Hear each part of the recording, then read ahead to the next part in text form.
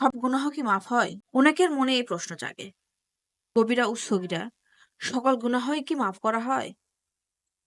এই প্রশ্নের উত্তরে বলবো হ্যাঁ। আল্লাহ চাইলে সকল গুনাহই মাফ করতে পারেন। তবে তিনি কোরআনে বলে দিয়েছেন যে তিনি কোনো শিরকের গুনাহ মাফ করবেন না। এছাড়া অন্যান্য সব গুনাহ মাফ করবেন। আল্লাহ তাআলা বলেন, নিশ্চয় নিশ্চয় আল্লাহ তার সাথে অংশী শিরকের অপরাধ ক্ষমা করবেন না। এছাড়া অন্যান্য অপরাধ যাকে ইচ্ছা ক্ষমা করে দেন। শিরক ছাড়া অন্যান্য কবিরা গুনাহ মাপ পেতে সাধারণত তওবা করার দরকার হয়। কিন্তু সগীরা গুনাহর মাফের জন্য সবসময় তওবার প্রয়োজন হয়। দৈনন্দিন কিছু আমলের মাধ্যমে এবং ছোট ছোট গুনাহগুলো মাফ হয়ে যায়। তাই কবিরা গুনাহগুলো থেকে বেঁচে থাকলে সগীরা গুনাহগুলো আল্লাহ মাফ করে দিবেন বলে ঘোষণা দিয়েছেন।